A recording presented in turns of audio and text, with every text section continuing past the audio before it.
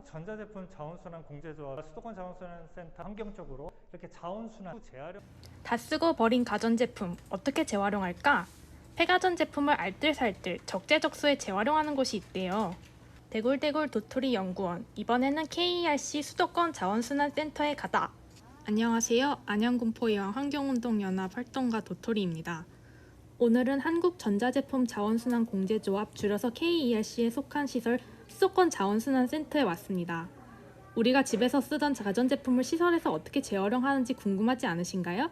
오늘의 궁금증을 싹 다 풀어줄 양준모 과장님의 강의와 Q&A가 준비되어 있습니다. 준비되셨다면 한번 강의 속으로 들어가 보도록 할까요?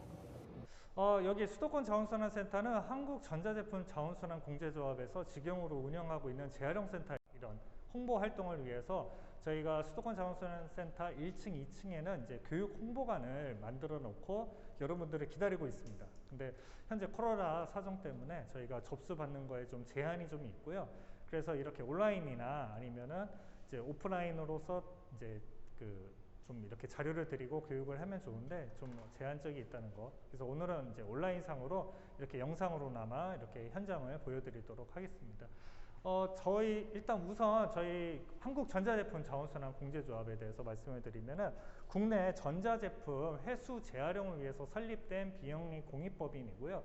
저희가 해수 재활용하는 업체 지원뿐만이 아니라 재활용 기술 개발, 사회공헌 활동, 그리고 뭐 학회나 포럼 같은 이런 정책 연구까지 저희가 진행하고 있는 비영리 공익법인입니다. 그리고 저희 그런 목적으로다가 여기 수도권 자원순환센터에 홍보 전시관을 만들어 놓은 거고요.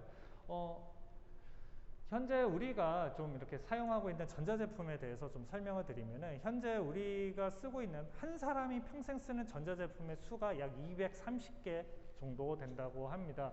이거는 사실 시간이 지나면 지날수록 신제품이 나오면 더 많이 쓰여질 거예요. 무슨 얘기냐면 뭐 전자담배라는 것도 생겼고요. 그리고 드롤이라는 것도 생겼고요. 요새 좀 아이들이 갖고 노는 장난감도 전자기기가 많아졌죠. 예전에 우리 뭐 딱지치기 뭐 이런 게 아니라 요새는 다 전자기기 같은 거 갖고 놀면서 놀잖아요. 그리고 뭐 조그만한 내비게이션 뿐만이 아니라 GPS니 뭐 하면서 취미 활동이 늘어나면 늘어날수록 전자기기도 많이 생기게 됩니다. 그래서 더 많이 늘어날 거라고 생각을 하고 있고요. 그거를 만약에 자원으로 환산을 하게 될 경우에는 한 사람이 사용하는 그 전자제품에 들어가는 자원의 양을 약 5.8톤 정도로 추정이 되고 있습니다.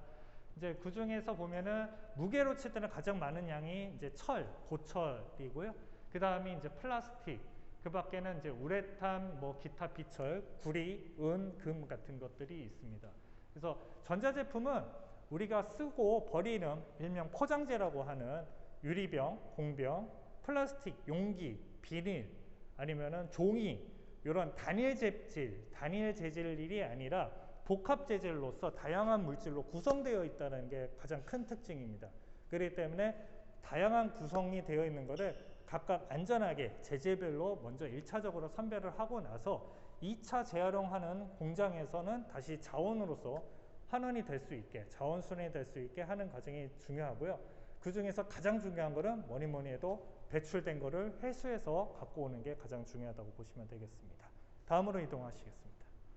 통해서 냉매관을 통해 가지고 냉장고 전반적으로 이렇게 구성이 되어 있습니다. 전자제품 안에 구성이 어떻게 되어 있는지 알 수 있게 저희가 꾸며 놓은 곳입니다. 그래서 가장 대표적인 전자제품이 이제 냉장고, 세탁기, TV 이렇게 세 가지로 구성이 되어 있고요. 아까 말씀드린 것처럼 전자제품은 다양한 물질로 구성되어 있는 특징을 갖고 있기 때문에 철, 플라스틱, 비철, 유리, 알루미늄 등등등이 있습니다. 사실 저희 같이 재활용하는 사람들은 그냥 플라스틱이다 이걸로 끝나지 않습니다. 여러분들이 버리는 거 플라스틱에도 페트병 따로 버리고요.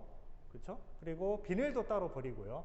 또 어디 좀 심한 데는 색깔이 있는 플라스틱과 색깔이 없는 플라스틱 용기를 구분해서 버리는 데가 있잖아요. 그런 이유가 플라스틱은 재질이 여러 가지가 있습니다. 뭐 작게 하면 10가지, 많게 하면은 뭐 몇십 가지로 분리가 되는데요. 전자제품도 쓰여지는 플라스틱 재질이 여러 가지이기 때문에 저희 재활용하는 사람들은 또 그 플라스틱을 또 재질별로 구분을 해야 돼요. 그래서 다양한 재질이 있다고 보시면 되고요. 제가 먼저 소개시켜 드릴 거는 냉장고부터 설명드리도록 하겠습니다. 일단 냉장고는 우리가 알다시피 음식을 상하지 않고 오랫동안 보관하게 해주는 되게 소중한 제품입니다. 모든 집에 거의 한 대 아니면 또는 두 대, 그리고 우리나라 특성상 김치 냉장고라는 게 있어서 뭐 3대, 4대까지 갖고 계신 분들이 있고요. 웬만한 식당에도 냉장고가 어마어마한 크기가 다 있기 때문에 냉장고는 거의 뭐 한 사람당 하나씩 갖고 있다고 생각하셔도 될 것 같은데요.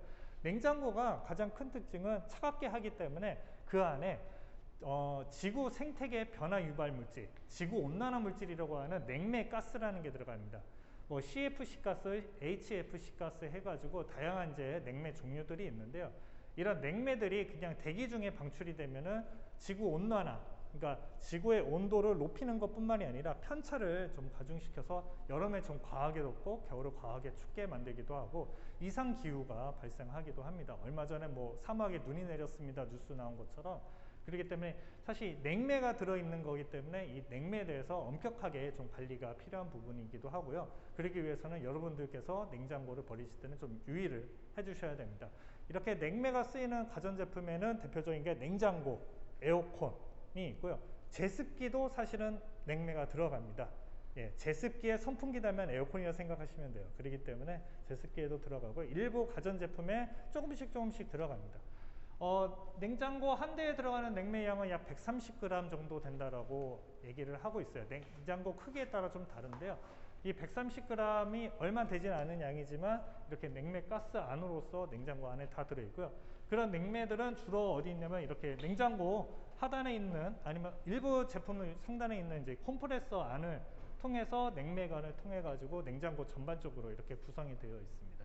또 하나가 온도를 그대로 유지하기 위해서는 우리 일명 아이스박스에다가 이렇게 물건 보관하듯이 냉장고도 주변부는 다 이렇게 단열재 우레탄이 있습니다. 이 우레탄도 무게는 얼마 나가지는 않지만은 부피적으로는 냉장고 전체를 커버하고 있기 때문에 요거에 대해서도 안전하게 재활용을 해야 되는 상황입니다. 사실 단열재는 재활용 부분이 좀 어려운 부분이 있어서 이거를 불법적으로 해체하시거나 해외에서 불법적으로 처리하시는 분들은 보통 소각을 하세요. 그냥 잘 타니까. 그렇지 않고 국내에서는 요거를 단순하게 소각하지는 않고요. 열 원료로서 좀 SRF라고 하는 연료를 만들어서 저희가 다시 에너지로서 회수할 수 있게 연료화를 하고요. 또 냉장고가 가정용 냉장고, 업소용 냉장고에 따라 좀 다른데 안에 있는 선반들이 철로 된 게 있고 유리가 되어 있는 게 있고 플라스틱으로 되어 있는 게 있어요. 그래서 이것도 각각 재질별로 다 선별해서 재활용을 하고 있습니다.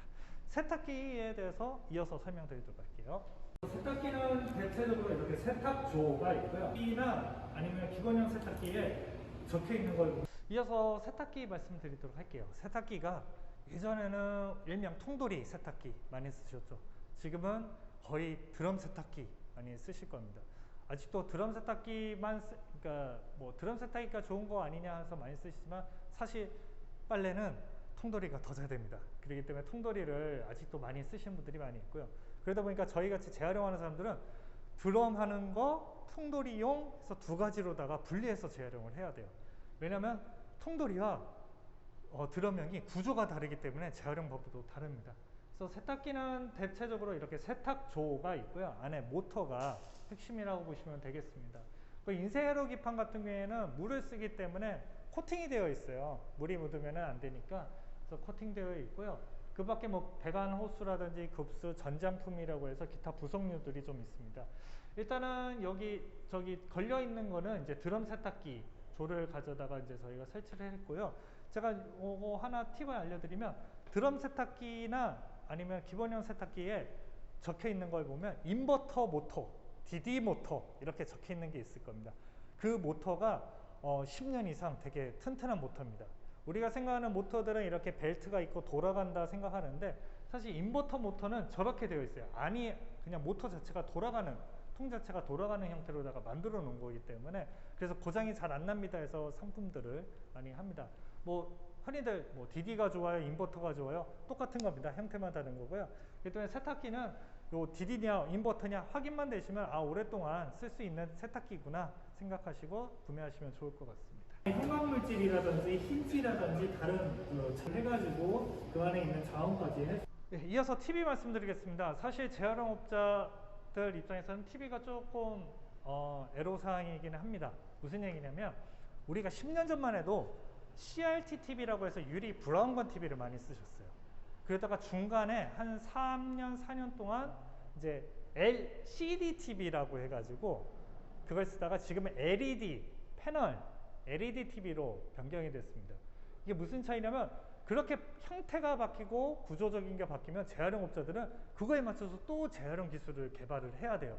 그런 애로사항이 있기 때문에 급격하게 한 개의 형태가 이렇게 쭉 가면은 제일 좋은데 이렇게 급격하게 바뀌면은 재활용업자 입장에서는 문제가 좀 있고요. 또 두 번째, 생산자들은 나 이제 올해부터 LED TV만 만듭니다 해서 출시하면 되는데 재활용하는 사람들은 아직도 CRT TV, 브라운관 TV가 2014년도 디지털 방송으로 전환이 됐어도 지금도 나옵니다.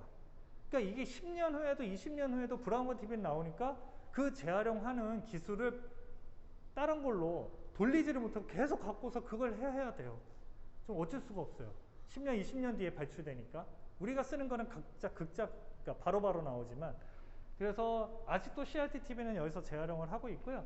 CRT TV 유리 같은 경우에는 저 안에 형광물질이라든지 힌지라든지 다른 그 자원들이 좀 있습니다. 그래서 앞유리랑 뒷유리를 분리를 해가지고 그 안에 있는 자원까지 해소를 하고 있고요.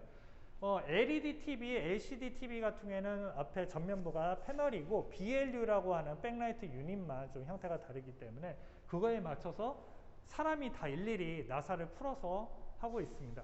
여기서 이제 제가 하나 말씀드리고자 하는 거는 지금은 이제 제도적으로 좀 많이 나아졌지만 나사 하나만 풀어도 해체가 되는 전자제품과 나사가 100개가 있는 전자제품을 재활용할 경우에는 당연히 나사 하나인 게 되게 재활용하게 하는 사람 입장에서는 편하잖아요.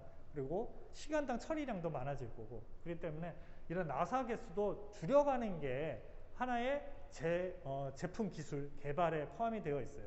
이런 것들은 지금 이제 관련법에 따라 가지고 이거를 제조하는 사가 스스로 이거를 평가를 하고 개선하도록 법적으로 유도가 되어 있기 때문에 점점 나아지고 있는 상황이긴 합니다.